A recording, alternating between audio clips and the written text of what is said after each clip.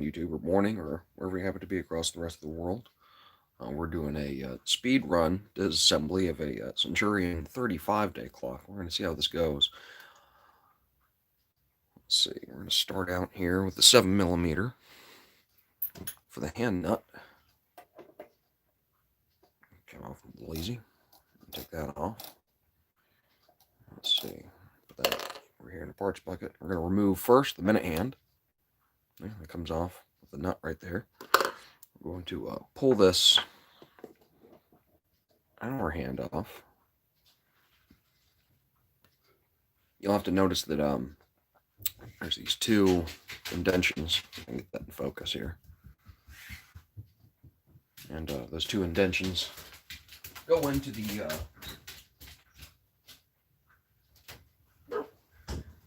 hour pipe right here. So you can have this in one of two positions. We'll get to that when we get to the reassembly. So anyhow, this is actually locked onto the hour pipe. You can see that hangs on there. So we're going to remove that. Now we're going to take out these 4 screws, the corner of the dial. These are very small Phillips head screws. Easy to strip. Make sure you've got a screwdriver that fits appropriately here. Back this one out. 1 and 2. And 3. And 1 more left after this one. And number 4. Pull the dial off so we can actually get access to the mounting feet. Also going to have to remove this chime shut off. We'll actually see where that attached here in just a moment. Okay, we've got the 4 screws out. And now we remove this dial here. It is loose. And here we go. You see a mechanism in there. All right, let's go ahead and put this dial to the side here. So we're safe. It's made out of aluminum, so it's very susceptible to being crunched or pinched. Okay, we've got 4 screws. You know, before I finish taking out this entire thing, I'm going to remove that chime shut-off lever. You can see that over here. This corner here, there's 1 screw here, and there is 2 more screws right there. I'll remove all of those. Well, actually, as it turns out, this is not attached to the mechanism. Congratulations, we don't actually have to remove that. Yay. Less work is always better. Okay, so we've got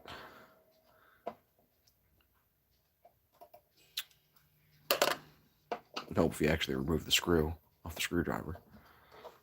There's 4 screws on this mechanism. Some of them I've seen with as many as 6 or 8, particularly on the Chinese 31-day mechanisms. But this has got just 4 attaching everything. Pull out the top left, and it's not particularly important as to which ones you actually remove first. Okay.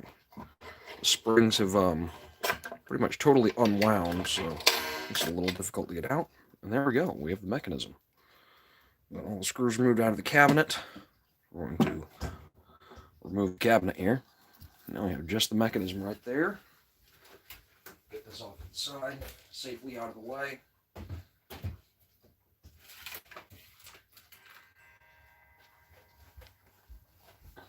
Okay, let's take a look at what we got. Oh.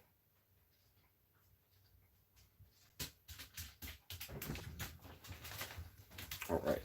My dog has been insisting on going in and out of the door, which kind of defeats the purpose of a speed run. These are, I believe, yes, 7mm nuts on each corner. Don't take these off until we get these mainsprings secured. So we're going to wind them up a little bit, and we're going to strap them down, keep them from exploding any further on us. And anyhow, let's go ahead and get onto it. Grab a multi-key. So we've got I believe this is size 7. Perfect. Okay. I'm going to wind that up.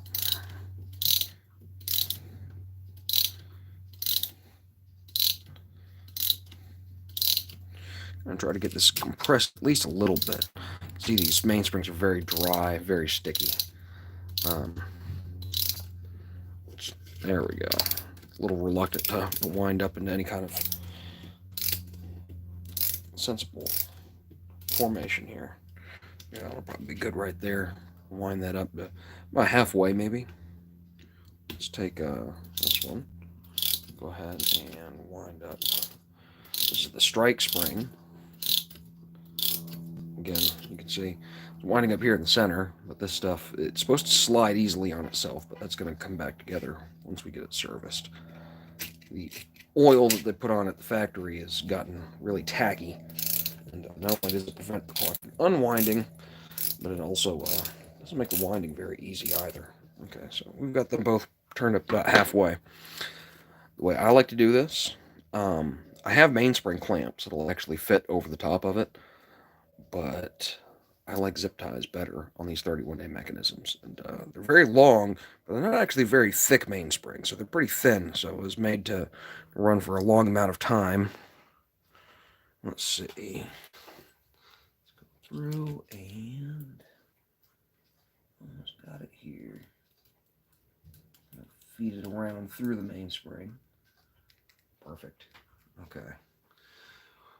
These zip ties are a little small, so I'm actually going to use 2 zip ties, which is good not only for the length of the mainspring, but also the inherent strength. So, 2 zip ties hanging on, holding on the force of these mainsprings once we get the plates split apart. And feed that zip tie on there, like you just expect a regular zip tie to go together. Going to cinch up both sides, making sure that we're close to the center of the mainspring, as close as possible anyway, before we let it down. Nice and tight. When I say the center of the mainspring, I mean right here. We're going to try to get it centered as much as possible, and that way it doesn't slip off accidentally and have a rapid, unexpected disassembly here. Use the SpaceX term there. We're going to feed in the second zip tie. So it's going to be a little bit snug to fit through and squeeze through this opening here. Okay, and we're on the top side of the mainspring, so let's go ahead and get this second zip tie on this spring. Right here. Got that started. Go ahead and get this side started here.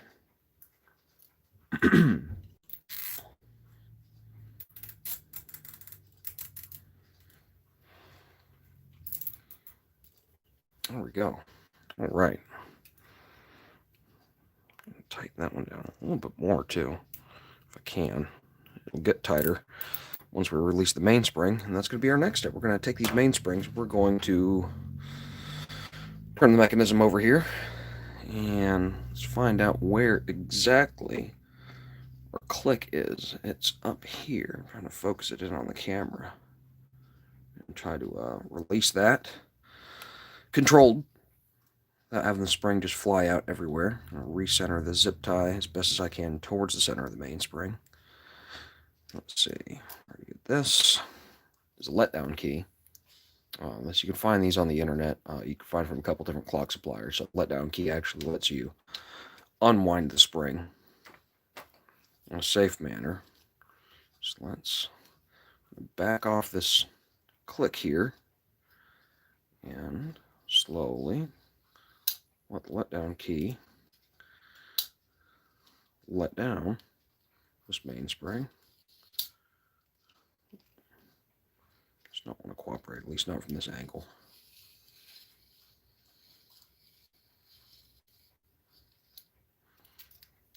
Better grip on here.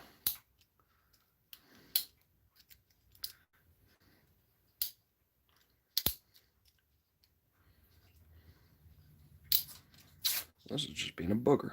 Okay. Let's go ahead and try to see if I can back this click spring off entirely. No, it won't. It's too tight. We're letting down the spring until we feel this stop turning here.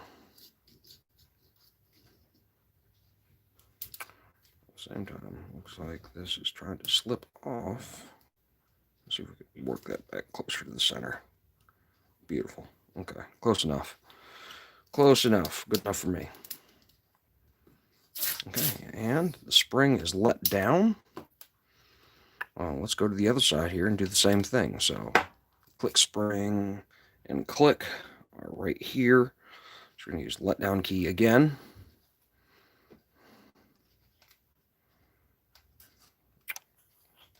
Can't watch the camera and my hands at the same time. Let's go ahead and turn this, get some tension off of it. Now we're going to let it unwind. Just a little bit more. So it's a little easier since the click is on my side of line of sight. Okay, let's do that. I probably already should have done this. So we're going to take off this suspension spring, whatever, 50 cent there. Pull this open. And there's a pretty easy way to do this. We're going to pop open a little bit on this side, on the top, this strap that holds on the suspension spring, and it should, hypothetically, slide out, just like that. Magic. Put that to the side. And let's pull off these wires that hold on. I'm not even really sure why they have these. There's not really a whole lot of travel forward and back on these main wheel winding arbors, but they put that on there, I guess, just as a security feature. Let's get that out. Okay, we've got both wires taken out. Now we're going to flip it back over to the front side. And we're going to pull off a couple of these levers that are on here. So mainsprings do seem like they're indeed not under power anymore. There's a little bit of tension there. That's I don't think it's got anything we have to worry about. So make sure this is center with the camera. I'm going to put the letdown key out of the way since we're all done with that for now. And we've got a couple E-clips on here. Pull this one off. There's one E-clip. And there's also a tension spring attached to the rack right here, as it's referred to. So we're going to pull that tension spring off to help get the rack off. Slide underneath the spring as best as we can. Pull that out. Now their tension is released, and there's the rack. We're going to also pull off this rack retaining lever.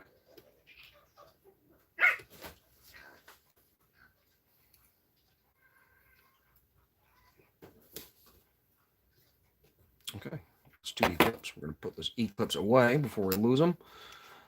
There are replacement E-clips available, but these ones were made specially for this clock, so any other ones that we try to replace it with are going to be an absolute pain in the backside to retrofit. Okay, well, that you see there's a tension spring right here in this corner pillar post, and let's pull off the retainer for the cannon arbor and snail. I'm not really sure how to pronounce this in Korean, but it's S-E-H-W-A. So Centurion was the cabinet manufacturer. You can see we just had a little tension spring just pop off here. The screw, I didn't even see where the screw had gone to. Put the tension spring away, and we're going to pull off this cannon arbor. This little retaining strap comes out just like that. And pull off this gathering pallet while I still got everything together. It's a lot easier to get it off. Got 2 pullers here available. You can find tools like these out here on the internet. Not really sure who carries them or who doesn't. So I'm going to back this out.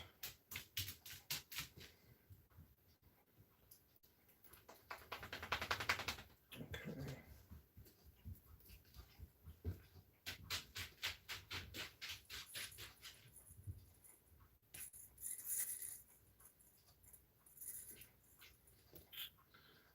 About as far as this puller is actually going to pull this off. I wonder if we can actually twist it off by hand. Nope, it's too tight. Okay, we're going to try to back it off a little bit more.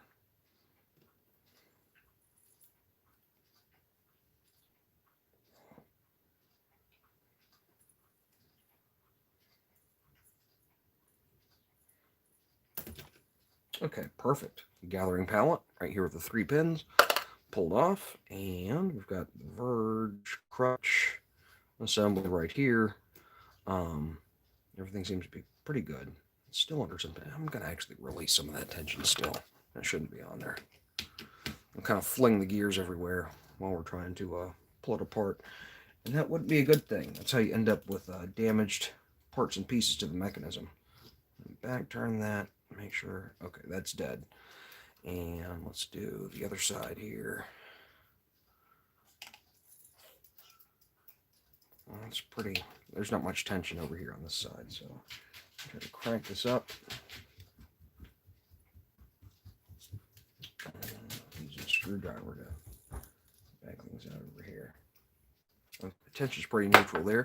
Now we're going to pull off these 4 corner posts. Hey, there's a screw from the rack retainer, or excuse me, from the snail retainer. We're going to pull off these 4 corner posts, and anyway, make sure you remember that this is over here on the strike side, and 7mm. Pull that off.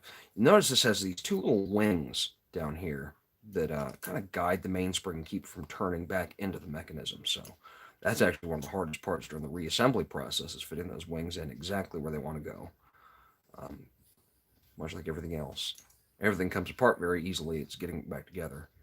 It's the challenge. So anyhow, there's that nut. I'm going to put these 2 nuts in the parts bucket here. And 3 and 4. Once you get the tension broken loose, you can usually turn them off by hand. It's a little bit faster. Your fingers can move faster than the tools can. Pull that off. 1, 2, 3, 4, and take off this tension spring, which is kind of wedged in here. Let's see if I can slip underneath that.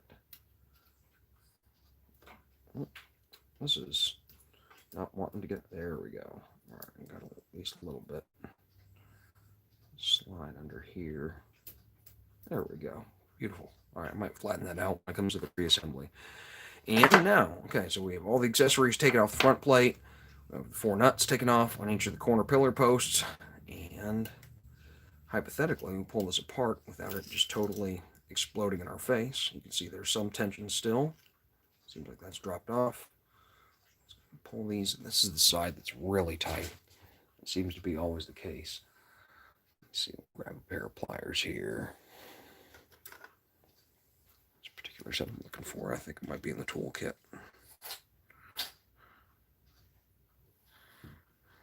Okay.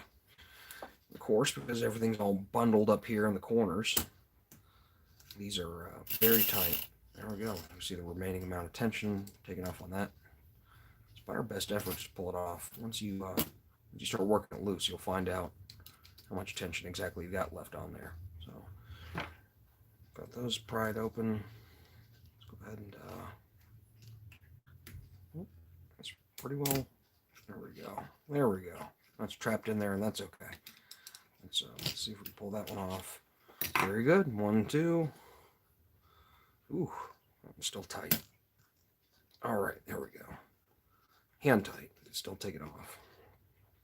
Let's see if we can pull this piece off. So wing. All right, now what you want to do is you also want to mark, once you start getting this pulled apart, not only the main wheels to tell the difference between the time main wheel and the strike main wheel, but also the second wheels. And so before you get too over-eager and start snatching things apart, let's make sure we know what side is what. And here we go. This is the mechanism pulled apart. See, it's that easy. Okay, very good. I'm going to pull this verge wire out there. And the top plate. And here's everything that's inside. With the hammer, I'm going to pull that out. Put that in another parts bucket. Our first one's getting kind of full there. Put the first inside that one as well. And let's go ahead and remove these. The way I mark them is I'll use a center punch and I'll put a little mark. Now here's the time train, which is the main gear train of the clock. I mean, the clock is made there to tell time. So I'm going to leave this side, these wheels blank. I'm going to go ahead and mark the strike side as needed. So anyhow, we're going to remove the spring from this main wheel. I'm going to back turn it a little bit while I'm hanging onto the spring. Let's see, I'm turning it backwards here, and I've got to pop it off. There's a little nib on the inside here, and I think we're disconnected. Can we slide that out yet? Perfect. Okay. So we've got the strike mainspring, strike main wheel. We're going to go ahead and mark that with the center punch here. Let's see. Go ahead and mark this.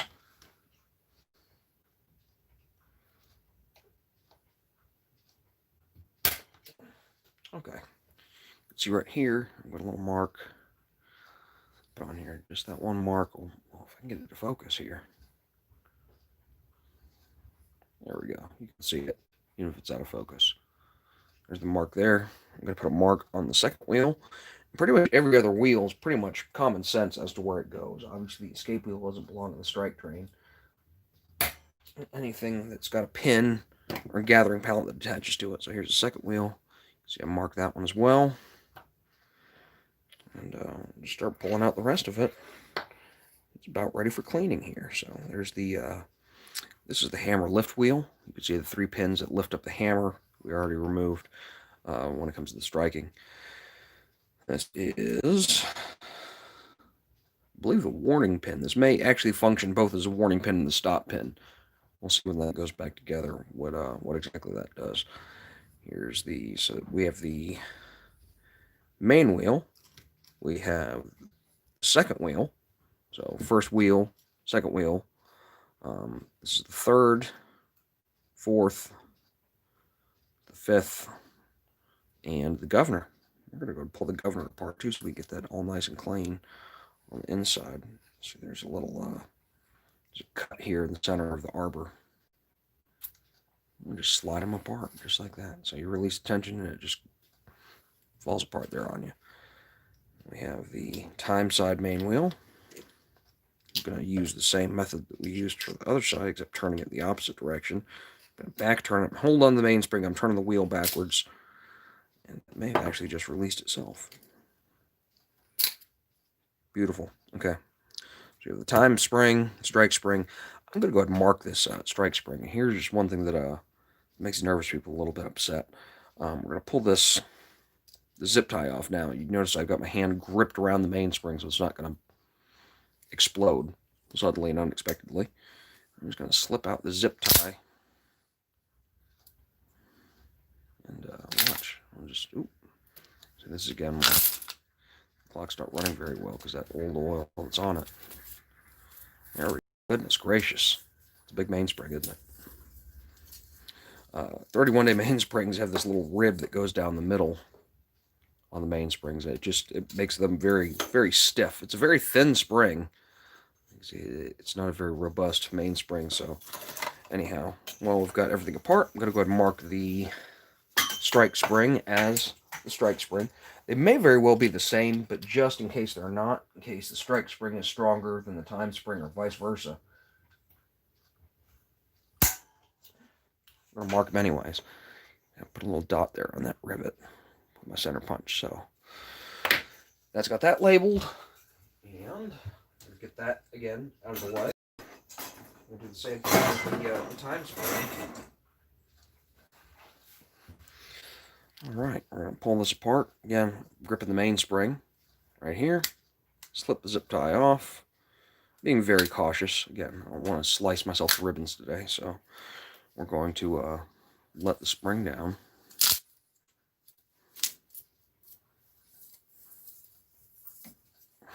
Just they get so big when you let them down.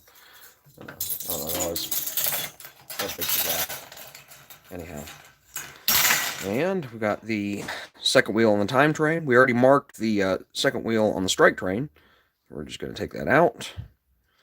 This is the third wheel on the time train, and this is the escape wheel, and also the fourth wheel on the time train. So we've got pretty much everything taken apart. The only other thing I'm going to do before cleaning is pull this wire out.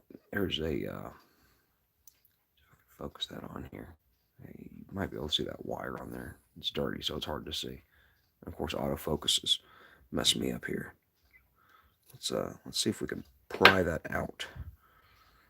I'm going to a very small flathead and try to open this up. There we go.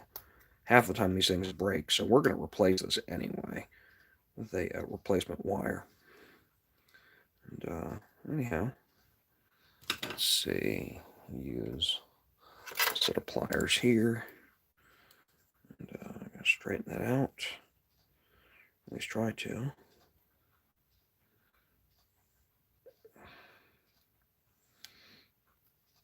Let's see if I can push. Oh yeah, there we go.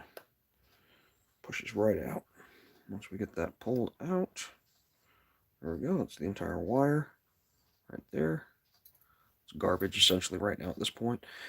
I like to pull these apart just because, I mean, if there's any time you're going to go ahead and pull this apart, now would be the time. You know, this that spring, this tension spring here, is what actually gives you resistance when you're turning the hands forwards or backwards on the clock. And anyhow, there's just crud that gets in there. You know, I've seen people try to take shortcuts with regards to 31-day clocks into not pulling them completely apart.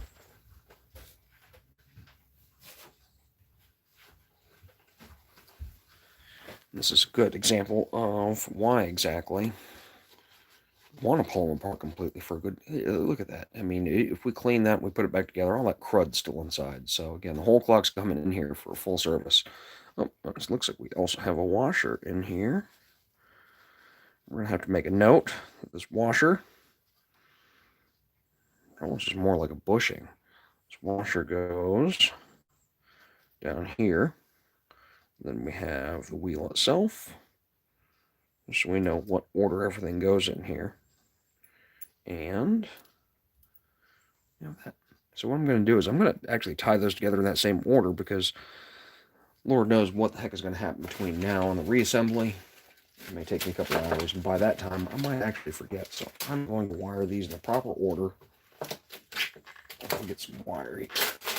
All right. I'm going to stick it through. Got the bushing, the wheel, and then the tension spring. And I'm going to keep it loose to where they can all still be cleaned as one entire set here. I'm going to twist that around so they can all still be cleaned, but at least I know what exact order they go in, which is pretty common sense, but you'd be surprised what you forget about after it comes to the whole cleaning process. So anyhow, we got the wheel, all these wheels, 50 cent. Thank you for joining us, 50 cent. And anyhow, now we're going to get to the cleaning aspect of it and get this thing all cleaned out. Make sure there's no wear on any of these bushings or any of these bearings. Make sure that we don't have to install a bushing. And I'm going to take that off too. Why not? Because again, we're pulling this whole thing apart. You might as well. You could be lazy and not take this apart, but that's just really not the best way to go ahead and service one of these clocks. So got that wheel out. This one's going to stay attached. This is riveted together. We're going to keep that riveted together. We're going to clean as best as we can in between that and the plate. But all things considered, this is ready to be cleaned, serviced, and then reassembled. So that was our speed run pull apart. I'll try to see if I could do a speed run putting it back together, which will probably take twice as long. So anyhow, but everything was safely pulled apart. You see there's no damaged parts or pieces. The mainsprings didn't break. Didn't damage the clicks here on either side. That's the time wheel, and this is the strike wheel. I didn't care about this little punch I've got on here. Ooh, goodness, that's tight. It'll be a little bit smoother once it's cleaned. Anyhow, so the clicks, the springs are all intact. And, of course, none of the mechanisms have any bent pivots. If you take these apart without letting the mainsprings down, these pivots, this gear turns on, get bent fairly easily. I mean, you can see they're very, very small. My fingers aren't really a good reference point. You can see against a quarter, they're very tiny pivots, so they don't really like being shoved out of the way. So letting the mainsprings down first. Look how dirty this pinion is right here. Goodness gracious.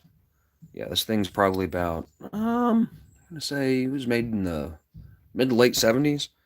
So we're going to be looking at probably, goodness, 40 years old, 45 years old. So anyhow, it's very much due for a cleaning.